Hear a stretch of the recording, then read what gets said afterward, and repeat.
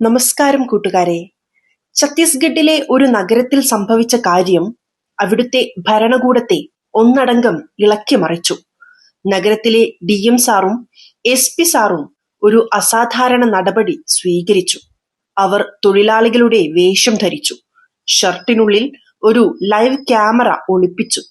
എന്നിട്ട് സ്വന്തം നഗരത്തിലെ ഒരു പോലീസ് സ്റ്റേഷനിൽ തങ്ങളുടെ വാഹനം മോഷണം പോയെന്ന കള്ളപ്പരാതി നൽകാൻ നേരിട്ട് ചെന്നു. അവർ സ്റ്റേഷനിൽ എത്തിയപ്പോൾ കണ്ട കാഴ്ച ഞെട്ടിക്കുന്നതായിരുന്നു. ഒരു പോലീസുകാരൻ കസേരയിലിരുന്ന് 2 കാലുകളും ടേബിളിന് മുകളിൽ വെച്ച് വളരെ ആസ്വദിച്ച് കടല തിന്നുകയായിരുന്നു. അദ്ദേഹത്തിന്റെ ഷർട്ടിന്റെ ബട്ടണുകൾ തുറന്നിട്ടിരുന്നു. അദ്ദേഹത്തിന്റെ പെരുമാറ്റം കണ്ടാൽ തെരുവിലെ ഏതെങ്കിലും ഗുണ്ടയാണെന്ന് തോന്നും. കാഴ്ച കണ്ട് DM സാറും SP സാറും അമ്പരന്നുപോയി. തങ്ങളുടെ മോഷ്ടിക്കപ്പെട്ട വാഹനത്തെക്കുറിച്ച് റിപ്പോർട്ട് രജിസ്റ്റർ ചെയ്യണമെന്ന് പോലീസുകാരനോട് പറഞ്ഞപ്പോൾ റിപ്പോർട്ട് എഴുതുന്നതിന് പകരം അദ്ദേഹം അവരോട് കൈക്കൂലി ആവശ്യപ്പെടാൻ തുടങ്ങി. കൈക്കൂലി ഇല്ലാതെ റിപ്പോർട്ട് രജിസ്റ്റർ ചെയ്യില്ലെന്ന് പോലീസുകാരൻ തുറന്നു പറഞ്ഞു. ഇപ്പോൾ ചോദ്യം ഇതാണ്: എന്താണ് ആദ്യം സംഭവിച്ചത്? എന്തുകൊണ്ടാണ് DM സാറിനും SP സാറിനും ഇങ്ങനെ വേഷം മാറി അന്വേഷണം നടത്തേണ്ടി വന്നത്? മാത്രമല്ല, തങ്ങൾ കൈക്കൂലി ആവശ്യപ്പെട്ടത് ജില്ലയിലെ ഏറ്റവും വലിയ ഉദ്യോഗസ്ഥരോടാണെന്ന് പോലീസ് അറിയുമ്പോൾ ആ ദിവസം പോലീസ് സ്റ്റേഷനിൽ എന്തായിരിക്കും സംഭവിച്ചിരിക്കുക? അത് നിങ്ങൾ കേൾക്കുമ്പോൾ നിങ്ങൾ ഞെട്ടിപ്പോകും, നിങ്ങളും അത്ഭുതപ്പെടും. അപ്പോൾ സുഹൃത്തുക്കളെ, ബാക്കി കഥ അറിയുന്നതിനു മുമ്പ് നിങ്ങൾ ഞങ്ങളുടെ ചാനൽ ഇതുവരെ സബ്സ്ക്രൈബ് ചെയ്തിട്ടില്ലെങ്കിൽ ദയവായി സബ്സ്ക്രൈബ് ചെയ്യുക. ഒപ്പം ബെല്ലൈക്കൺ കൂടി അമർത്തുക. അതുവഴി ഞങ്ങളുടെ എല്ലാ രസകരവും വിനോദപരവുമായ കഥകൾ നിങ്ങൾക്ക് ആദ്യം ലഭിക്കും. അപ്പോൾ ഇനി അധികം താമസിക്കാതെ കഥയുടെ പൂർണ്ണമായ സത്യം നമുക്കറിയാം. ഈ കഥ ഛത്തീസ്ഗഡിലെ ഒരു നഗരത്തിലേതാണ്. അവിടെ അടുത്തിടെ പുതിയ DM സാബ് നിയമിതനായി. അദ്ദേഹത്തിന്റെ പേര് പ്രകാശ് റെഡ്ഡി എന്നാണ്. DM സാബ് ചുമതലയേറ്റ ഉടൻ തന്നെ പൂർണ്ണമായ സത്യസന്ധതയോടും കൂറും വിശ്വസ്തയോടും കൂടി തന്റെ കടമകളിൽ വ്യാപൃതനായി. പ്രകാശ് റെഡ്ഡിയുടെ പിതാവ് പോലീസ് വകുപ്പിൽ ഉയർന്ന പദവിയിലിരുന്ന വ്യക്തിയായിരുന്നു. അദ്ദേഹം സത്യസന്ധനായ ഒരു ഉദ്യോഗസ്ഥനായും അറിയപ്പെട്ടിരുന്നു. മകന് വിദ്യാഭ്യാസത്തോടൊപ്പം നല്ല സംസ്കാരങ്ങളും സത്യസന്ധതയുടെ പാഠങ്ങളും അദ്ദേഹം പകർന്നു നൽകി. ചെറുപ്പം മുതലേ അദ്ദേഹം പ്രകാശിനോട് പറഞ്ഞിരുന്നു: മോനെ, നമ്മുടെ പദവി എത്ര വലുതായാലും നാം ഒരിക്കലും സത്യസന്ധത കൈവിടരുത്. വെറും പേരും സ്ഥാനവും പണവും നേടുന്നതുകൊണ്ട് ഒരാൾക്ക് ബഹുമാനം ലഭിക്കില്ല. സത്യവും നല്ലതുമായ കാര്യങ്ങൾ ചെയ്യുന്നവർക്കാണ് ബഹുമാനം ലഭിക്കുന്നത്. ഞാൻ എന്റെ ജീവിതത്തിൽ ഒരിക്കലും തലകുനിച്ച് ജീവിച്ചിട്ടില്ല. നിന്റെ മേൽ ആളുകൾ വിരൽ ചൂണ്ടാൻ ഇടവരുന്ന ഒരു കാര്യവും നീ ചെയ്യരുത്. പ്രകാശ് റെഡ്ഡി ചെറുപ്പമായിരിക്കുമ്പോൾ തന്നെ അദ്ദേഹത്തിന്റെ അമ്മ മരിച്ചു പോയിരുന്നു. അന്നു മുതൽ അദ്ദേഹത്തിന്റെ പിതാവാണ് അവനെ വളർത്തിയതും ഇന്നത്തെ നിലയിൽ നഗരത്തിലെ DM പദവിയിൽ നിയമിക്കപ്പെടാൻ കഴിവുള്ളവനാക്കിയതും. DM സാബ് ഡ്യൂട്ടിയിൽ പ്രവേശിച്ചിട്ട് 4 ദിവസമേ ആയിരുന്നുള്ളൂ. അപ്പോഴേക്കും ഒരു പോലീസ് സ്റ്റേഷനെതിരെ അദ്ദേഹത്തിന് നിരവധി പരാതികൾ ലഭിക്കാൻ തുടങ്ങി.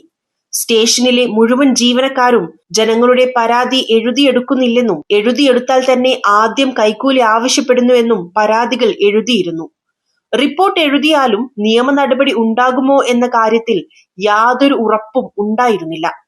ഈ പരാതികൾ വായിച്ചു മനസ്സിലാക്കിയ ശേഷം DM സാബ് ചിന്താകുഴപ്പത്തിലായി.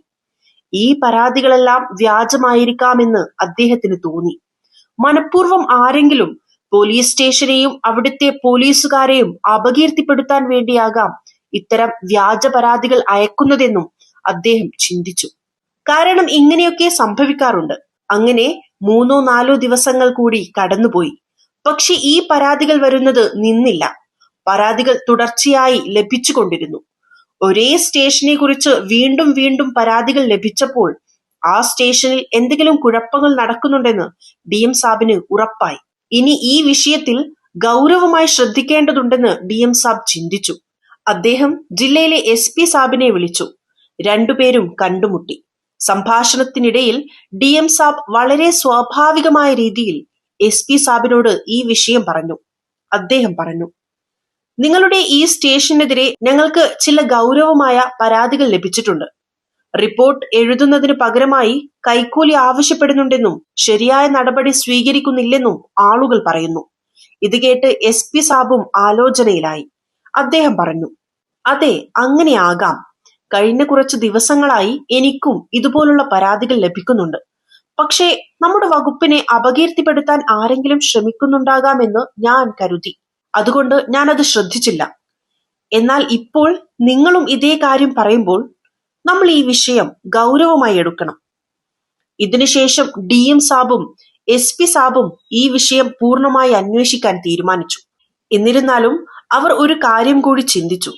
തങ്ങൾ നേരിട്ട് സ്റ്റേഷനിൽ പോയി നടപടിയെടുത്താൽ സ്റ്റേഷൻ ഹൗസ് ഓഫീസറും മറ്റു ജീവനക്കാരും ഇത് മണത്തറിയാൻ സാധ്യതയുണ്ട്. അവർ മുൻകൂട്ടി ജാഗരൂകരാവുകയും തങ്ങളുടെ മുന്നിൽ തെറ്റായ രീതിയിൽ പെരുമാറാതിരിക്കുകയും ചെയ്തേക്കാം. അതിനാൽ അവർ രണ്ടുപേരും ചേർന്ന് ഒരു പദ്ധതി തയ്യാറാക്കി.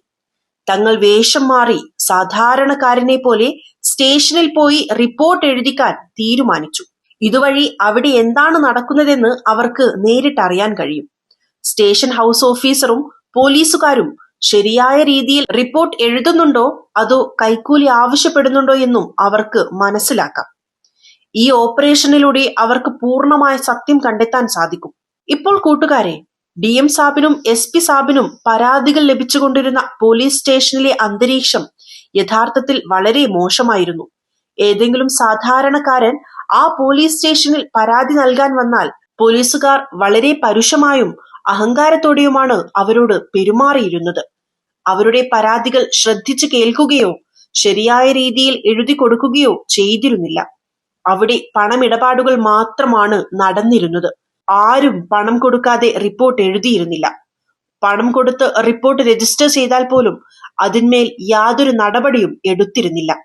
സാധാരണക്കാർ ദിവസങ്ങളോളം പോലീസ് സ്റ്റേഷനിൽ കയറി ഇറങ്ങി നടക്കുമായിരുന്നു. പക്ഷേ അവരെ പറഞ്ഞുവിടുക മാത്രമാണ് ചെയ്തിരുന്നത്. പോലീസുകാരന്റെ പെരുമാറ്റം ഇങ്ങനെയായിരുന്നു. അദ്ദേഹം കസേരയിലിരുന്ന് ഷർട്ടിന്റെ 2-3 ബട്ടണുകൾ തുറന്നിടുകയും ടേബിളിൽ കാലെടുത്തു വെച്ച് താൻ ഇൻസ്പെക്ടർ അല്ല, മറിച്ച് തെരുവിലെ ഏതെങ്കിലും ഗുണ്ടയാണെന്ന മട്ടിൽ ഇരിക്കുകയും ചെയ്യുമായിരുന്നു. ആ പോലീസുകാരൻ ആരുടെയും വാക്കുകൾ കേട്ടിരുന്നില്ല. സ്റ്റേഷനിലെ മുഴുവൻ കാര്യങ്ങളും അതേ രീതിയിലാണ് നടന്നുകൊണ്ടിരുന്നത്. നിയമവിരുദ്ധമായി, അവിഹിതമായും അഹങ്കാരത്തോടെയും. ഈ കാര്യങ്ങളെല്ലാം കാണാനും അന്വേഷിക്കാനുമായി DM സാബും SP സാബും ചേർന്ന് ആസൂത്രണം ചെയ്ത പദ്ധതി പ്രാവർത്തികമാക്കേണ്ട സമയം വന്നിരുന്നു. അവർ രണ്ടുപേരും വേഷം മാറി. തലയിൽ പഴയ ഒരു തുണിയും സാധാരണ ഷർട്ടും ലുങ്കിയും ധരിച്ചു. എല്ലാം റെക്കോർഡ് ചെയ്യാൻ വേണ്ടി ഷർട്ടിനുള്ളിൽ ഒരു ചെറിയ ലൈവ് ക്യാമറയും ഒളിപ്പിച്ചു. ആരും തിരിച്ചറിയാത്ത വിധം അവർ തയ്യാറായി. അവരുടെ ഔദ്യോഗിക വാഹനങ്ങൾ നഗരത്തിനു പുറത്ത് നിർത്തിയിട്ട ശേഷം അവിടെ നിന്ന് ഒരു റിക്ഷ എടുത്ത് അവർ നേരിട്ട് പോലീസ് സ്റ്റേഷനിലെത്തി. അവർ സ്റ്റേഷന്റെ ഗേറ്റിനടുത്തെത്തി അകത്തേക്ക് കടക്കാൻ ശ്രമിച്ചപ്പോൾ പുറത്തു നിന്നിരുന്ന ഒരു കോൺസ്റ്റബിൾ അവരെ തടഞ്ഞു. അവൻ ദേഷ്യത്തോടെ പറഞ്ഞു, നിൽക്കവിടെ. എങ്ങോട്ടാണ് ഇത്ര ദേഷ്യത്തിൽ പോകുന്നത്? ആദ്യം പറയൂ, എന്താണ് കാര്യം? എവിടേക്കാണ് പോകേണ്ടത്? DM സാബ് മറുപടി നൽകി, ഞങ്ങൾക്ക് ഒരു റിപ്പോർട്ട് എഴുതാനുണ്ട്, അതിനാണ് അകത്തേക്ക് പോകുന്നത്. അപ്പോൾ കോൺസ്റ്റബിൾ പരിഹാസത്തോടെ പറഞ്ഞു, നിങ്ങളിങ്ങനെ നേരെ അകത്തേക്ക് കയറി പോകുമോ? സ്റ്റേഷനിൽ ആദ്യമായി വരികയാണോ? സ്റ്റേഷനുള്ളിൽ എങ്ങനെയാണ് പോകേണ്ടതെന്ന് അറിയില്ലേ? ഇത് കേട്ട് DM സാബ് കുറച്ചു നേരം ആലോചനയിലായി. പുറത്തു നിൽക്കുന്ന ഈ കോൺസ്റ്റബിൾ ഇങ്ങനെയെങ്കിൽ അകത്തെ അവസ്ഥ എന്തായിരിക്കും? അപ്പോഴേക്കും SP സാബ് സാവധാനം DM സാബിനെ ഒരു മൂലയിൽ കൊണ്ടുപോയി പറഞ്ഞു, സർ, ഇതിപ്പോൾ പ്രതികരിക്കാനുള്ള സമയമല്ല. നമുക്കിവന് പണം കൊടുക്കാം. അകത്ത് ചെന്നിട്ട് ഇവർ നമ്മളോട് എന്താണ് ചെയ്യുന്നതെന്ന് നോക്കാം.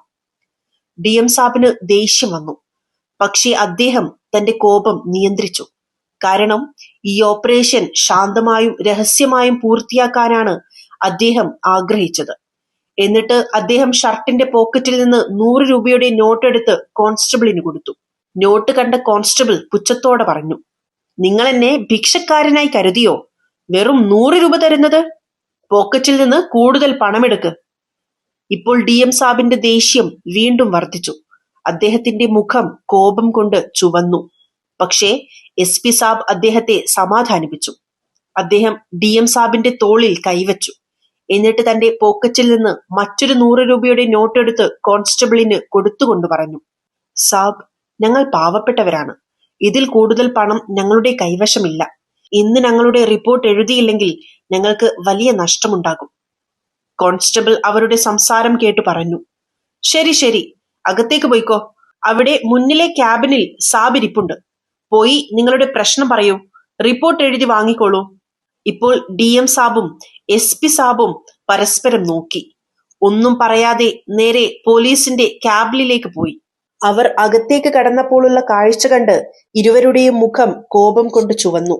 വാസ്തവത്തിൽ അവിടുത്തെ പോലീസുകാരൻ കസേരയിലിരുന്ന് സുഖമായി കടല ചവക്കുകയായിരുന്നു. അദ്ദേഹത്തിന്റെ കാലുകൾ ടാബിളിൽ വെച്ചിരുന്നു. അദ്ദേഹം ഒരു സർക്കാർ ഉദ്യോഗസ്ഥനല്ല, മറിച്ച് ഏതെങ്കിലും തെരുവിലെ ഒരു ഗുണ്ടയാണെന്ന മട്ടിൽ. അകത്തേക്ക് 2 പേർ വരുന്നത് കണ്ടപ്പോൾ അദ്ദേഹം സാവധാനം തന്റെ കാലുകൾ താഴെയിറക്കി അവരെ നോക്കി ചോദിച്ചു, ആ പറയൂ സഹോദരന്മാരെ, എന്താണ് കാര്യം? എന്തിനാണ് ഇവിടെ വന്നത്? അപ്പോൾ തൊഴിലാളിയുടെ വേഷത്തിലായിരുന്ന DM സാബ് കൈകൂപ്പി വിനയത്തോടെ അപേക്ഷിച്ചു, സാബ്, ഞങ്ങളുടെ ഓട്ടോറിക്ഷ മോഷ്ടിക്കപ്പെട്ടു. അതിന്റെ റിപ്പോർട്ട് എഴുതാൻ വന്നതാണ് ഞങ്ങൾ. വേഗം ഞങ്ങളുടെ റിപ്പോർട്ട് എഴുതി റിക്ഷ കണ്ടെത്താൻ സഹായിക്കണം. ഞാൻ വളരെ ദരിദ്രനാണ്. ആ റിക്ഷ ഓടിച്ചാണ് ഞാൻ കുടുംബം പോറ്റുന്നത്. റിക്ഷ കിട്ടിയില്ലെങ്കിൽ എന്റെ കുടുംബം പട്ടിണി കിടന്ന് മരിക്കും. ഞങ്ങൾ ഇപ്പോൾ തന്നെ വളരെ വിഷമത്തിലാണ്. ഇത് കേട്ട ഉടനെ പോലീസുകാരൻ ദേഷ്യത്തോടെ അലറി, നിങ്ങൾ രാവിലെ എവിടെയായിരുന്നു? ചത്തുകിടക്കുകയായിരുന്നോ? അപ്പോൾ DM സാബ് മറുപടി നൽകി, സാബ്, രാവിലെ മുതൽ ഞങ്ങൾ സ്വയം റിക്ഷ തിരയുകയായിരുന്നു. സ്വയം കണ്ടെത്തിയാൽ പോലീസ് സ്റ്റേഷനിൽ വരേണ്ടി വരില്ലല്ലോ എന്ന് കരുതി. പക്ഷേ നഗരത്തിൽ ഒരിടത്തും കണ്ടില്ല. ഇപ്പോൾ ഞങ്ങൾ കൈകൂപ്പി അപേക്ഷിക്കുകയാണ്. ഞങ്ങളുടെ റിപ്പോർട്ട് എഴുതണം. പോലീസുകാരൻ ചിരിച്ചുകൊണ്ട് അഹങ്കാരത്തോടെ പറഞ്ഞു, നോക്കൂ, ഇപ്പോൾ നിങ്ങളുടെ റിപ്പോർട്ട് എഴുതാൻ കഴിയില്ല. സന്ധ്യയായി. ഇനി നിങ്ങൾ ഞങ്ങൾക്ക് വേണ്ട ചിലവൊരുക്കിയാൽ റിപ്പോർട്ട് എഴുതാം. ഇത് കേട്ടപ്പോൾ DM സാബ് കുറച്ചുനേരം ആലോചനയിലായി. അദ്ദേഹം പോലീസുകാരനെ നിശബ്ദമായി നോക്കി നിന്നു. ഇതാണോ നമ്മുടെ രാജ്യത്തെ വ്യവസ്ഥ എന്ന് ചിന്തിച്ചു. അപ്പോൾ കൂടെയുണ്ടായിരുന്ന SP സാബ് പോലീസുകാരനോട് പറഞ്ഞു, സാബ്, നിങ്ങൾ പറയുന്നത് ഞങ്ങൾക്ക് മനസ്സിലായില്ല. നിങ്ങൾ എന്താണ് പറയുന്നത്? ഇത് കേട്ട ഉടനെ പോലീസുകാരൻ കോപം കൊണ്ട് വിറച്ചു. അദ്ദേഹം ഉറക്കെ അലറി വാതിലിലേക്ക് നോക്കി കോൺസ്റ്റബിളിനെ വിളിച്ചു, എടാ കോൺസ്റ്റബിളെ, ഇവരെ 2 പേരെയും തള്ളിയിട്ട് പുറത്താക്ക്. ഈ ഭിക്ഷക്കാരെ നീ എങ്ങനെ അകത്തേക്ക് കയറ്റിവിട്ടു? കോൺസ്റ്റബിൾ ഉടൻ വന്നു. ഇരുവരെയും കൈകളിൽ പിടിച്ച് പുറത്തേക്ക് കൊണ്ടുപോയി. പുറത്തെത്തി കോൺസ്റ്റബിൾ ശാന്തമായി അവരെ ഉപദേശിച്ചു, നോക്കൂ, നിങ്ങൾക്ക് റിപ്പോർട്ട് എഴുതണമെങ്കിൽ ആദ്യം പോലീസുകാരനെ സേവ ചെയ്യണം. സേവയില്ലാതെ ഈ സ്റ്റേഷനിൽ റിപ്പോർട്ട് എഴുതില്ല. വെറുതെ സമയം കളയരുത്. കുറച്ച് പണം സംഘടിപ്പിക്ക്. വേഗം നിങ്ങളുടെ കാര്യം സാധിച്ചെടുക്ക്. ഇത്രയും കേട്ട ശേഷം DM സാബും SP സാബും ഒരിക്കൽ കൂടി പോലീസുകാരന്റെ ക്യാബിനിലേക്ക് ചെന്നു. ഇരുവരും അവരുടെ ഷർട്ടിന്റെ പോക്കറ്റിൽ നിന്ന് പണമെടുത്ത് പോലീസുകാരന്റെ ടേബിളിൽ വെച്ചു. ഏകദേശം 1000 രൂപയുടെ തുകയുണ്ടായിരുന്നു. എന്നിട്ട് ഇരുവരും കൈകൂപ്പി വിനയത്തോടെ പറഞ്ഞു, സാബ്, ഞങ്ങളുടെ കയ്യിൽ ഇത്രയും പൈസയെ ബാക്കിയുള്ളൂ. ഇതിൽ കൂടുതൽ ഞങ്ങളുടെ കയ്യിൽ ഒന്നുമില്ല. ടേബിളിൽ വെച്ച പണം കണ്ട ഉടനെ പോലീസുകാരൻ ദേഷ്യത്തിൽ ഗർജിച്ചു. അദ്ദേഹം ശബ്ദമുയർത്തി പറഞ്ഞു, ഇത്രയും കുറഞ്ഞ പൈസക്ക് എങ്ങനെയാണ് നിങ്ങളുടെ റിപ്പോർട്ട് എഴുതാൻ കഴിയുക? നിങ്ങളുടെ ഓട്ടോറിക്ഷ നഗരത്തിൽ തിരയാൻ വലിയ ചിലവുണ്ടാകും. വണ്ടി അങ്ങോട്ടും ഇങ്ങോട്ടും ഓടിക്കണം, പെട്രോൾ അടിക്കണം. മാത്രമല്ല ഞങ്ങൾക്കും ഒരുപാട് ബുദ്ധിമുട്ടുകൾ സഹിക്കേണ്ടി വരും. നിങ്ങൾ ഇപ്പോൾ കൂടുതൽ പണം സംഘടിപ്പിക്കണം.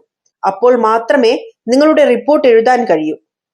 പോലീസുകാരന്റെ ഈ സംസാരം കേട്ടപ്പോൾ അതുവരെ തൊഴിലാളിയുടെ വേഷത്തിൽ നിന്നിരുന്ന SP സാബ് ഗൗരവത്തോടെ പറഞ്ഞു, സർ, നിങ്ങൾക്ക് സർക്കാർ ശമ്പളം നൽകുന്നുണ്ടല്ലോ. വാഹനത്തിന്റെ പെട്രോൾ, ഡീസൽ, ഓഫീസിലെ എല്ലാ ചിലവുകളും സർക്കാരാണ് വഹിക്കുന്നത്. ഞങ്ങളെ പോലുള്ള പാവപ്പെട്ടവരുടെ ബുദ്ധിമുട്ടുകൾ കേട്ട് റിപ്പോർട്ട് രജിസ്റ്റർ ചെയ്ത് ഞങ്ങൾക്ക് നീതി നേടിക്കൊടുക്കലല്ലേ നിങ്ങളുടെ ഉത്തരവാദിത്തം. എന്നിട്ടും നിങ്ങൾ ഓരോ ചെറിയ കാര്യത്തിനും ഞങ്ങളോട് എന്തിനാണ് പണം ആവശ്യപ്പെടുന്നത്? SP സാബിന്റെ ഈ വാക്കുകൾ കേട്ടപ്പോൾ പോലീസുകാരന്റെ ദേഷ്യം വീണ്ടും വർദ്ധിച്ചു. അദ്ദേഹം പെട്ടെന്ന് കസേരയിൽ നിന്ന് എഴുന്നേറ്റു നിന്നു. അദ്ദേഹത്തിന്റെ കണ്ണുകൾ ചുവന്നു. അദ്ദേഹം അലറി, എടാ, നീ എന്നെ നിയമം പഠിപ്പിക്കാനാണോ വന്നത്?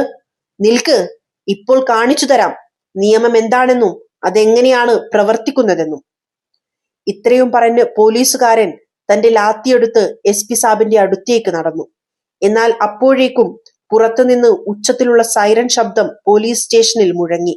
2 സർക്കാർ വാഹനങ്ങൾ അതിവേഗം സ്റ്റേഷന് പുറത്തു വന്നു നിന്നു. പോലീസുകാരൻ ലാത്തിയുമായി SP സാബിന്റെ അടുത്തെത്തിയപ്പോഴേക്കും ആ വാഹനങ്ങളിൽ നിന്ന് DM സാബിന്റെ സ്പെഷ്യൽ ടീം പുറത്തു വന്ന് സ്റ്റേഷൻ വളഞ്ഞു. ചില ഉദ്യോഗസ്ഥർ സ്റ്റേഷനുള്ളിലേക്കും വന്നു. പോലീസുകാരന്റെ മുന്നിൽ നിന്ന് കർശനമായ സ്വരത്തിൽ പറഞ്ഞു, സൂക്ഷിക്കുക, ഇനി ഒരു ചുവട് മുന്നോട്ട് വെക്കരുത്. ആദ്യം മനസ്സിലാക്കൂ, നിങ്ങളുടെ മുൻപിൽ നിൽക്കുന്നയാൾ ഈ ജില്ലയിലെ SP സാബാണ്. അദ്ദേഹത്തോടൊപ്പമുള്ള രണ്ടാമത്തെയാൾ ജില്ലയിലെ DM സാബാണ്. നിങ്ങൾ ഇതുവരെ ഇവരോട് പെരുമാറിയതെല്ലാം റെക്കോർഡ് ചെയ്തിട്ടുണ്ട്. ഓരോ വാക്കും ഓരോ പ്രവൃത്തിയും ലൈവ് ക്യാമറയിൽ പതിഞ്ഞിട്ടുണ്ട്. അത് നേരിട്ട് ഹെഡ്ക്വാർട്ടേഴ്സിൽ കണ്ടുകൊണ്ടിരിക്കുകയാണ്. ഇതെല്ലാം കേട്ടപ്പോൾ പോലീസുകാരന്റെ ബോധം നഷ്ടപ്പെട്ടു. അദ്ദേഹത്തിന്റെ മുഖത്ത് നിന്ന് രക്തം വറ്റി. അദ്ദേഹം പെട്ടെന്ന് കാൽമുട്ടുകുത്തി നിലത്തിരുന്നു. കൈകൂപ്പി കേണപേക്ഷിക്കാൻ തുടങ്ങി. മാപ്പ് തരണം സാബ്, തെറ്റായിപ്പോയി. ഇനി ഇങ്ങനെ സംഭവിക്കില്ല. എന്നോട് കരുണ കാണിക്കണം. അപ്പോൾ SP സാബ് കർശനമായ ശബ്ദത്തിൽ അദ്ദേഹത്തെ ശകാരിച്ചു. ഇതാണോ നിന്റെ ജോലി? ഇതാണോ നിന്റെ കർത്തവ്യം? ഇരകളെ സഹായിക്കാനല്ലേ സർക്കാർ നിന്നെ നിയമിച്ചത്? അല്ലാതെ അവരെ ബുദ്ധിമുട്ടിച്ച് കൈക്കൂലി വാങ്ങാനാണോ? നിന്റെ പേരിൽ മുമ്പും ഒരുപാട് പരാതികൾ വന്നിരുന്നു. പക്ഷെ ഞാൻ കരുതി നമ്മുടെ വകുപ്പിനെ അപകീർത്തിപ്പെടുത്താനുള്ള ഒരു ഗൂഢാലോചനയായിരിക്കാമെന്ന്. പക്ഷെ ഇന്ന് ഞാൻ എന്റെ കണ്ണുകൊണ്ട് നിന്റെ കറുത്ത പ്രവർത്തികൾ കണ്ടു. ഇനി ഒരു ക്ഷമയുമില്ല. നിന്റെ പേരിലും ഈ സ്റ്റേഷനിലെ മുഴുവൻ ജീവനക്കാരുടെയും പേരിൽ കർശനമായ നടപടി സ്വീകരിക്കും. ഞങ്ങളുടെ പക്കൽ തെളിവുകളുണ്ട്. ഇതിനുശേഷം DM സാബും SP സാബും ചേർന്ന് പോലീസുകാരനും അദ്ദേഹത്തിന്റെ മുഴുവൻ സ്റ്റാഫിനുമെതിരെ കേസെടുത്തു. എല്ലാ തെളിവുകളും വീഡിയോ ഓഡിയോ രൂപത്തിൽ റെക്കോർഡ് ചെയ്യപ്പെട്ടതിനാൽ കേസ് കോടതിയിൽ വളരെ ശക്തമായി അവതരിപ്പിച്ചു. ഇതെല്ലാം കണ്ടും കേട്ടും ജഡ്ജി സാബിനും ദേഷ്യം വന്നു. അദ്ദേഹം ഉത്തരവിട്ടു, സ്റ്റേഷനിലെ മുഴുവൻ ജീവനക്കാരെയും ഉടൻ സസ്പെൻഡ് ചെയ്യണം. അവരുടെ സ്ഥാനത്ത് പുതിയ സത്യസന്ധരായ ഉദ്യോഗസ്ഥരെ നിയമിക്കണം. അതോടൊപ്പം ഈ ഓപ്പറേഷന്റെ വീഡിയോയും ഫോട്ടോയും ജില്ലയിലെ എല്ലാ പോലീസ് സ്റ്റേഷനുകളിലേക്കും അയക്കണമെന്നും ജഡ്ജി സാബ് ഉത്തരവിട്ടു. അതുവഴി മറ്റ് സ്റ്റേഷൻ ഹൗസ് ഓഫീസർമാർക്കും ഇതൊരു പാഠമായിരിക്കണം.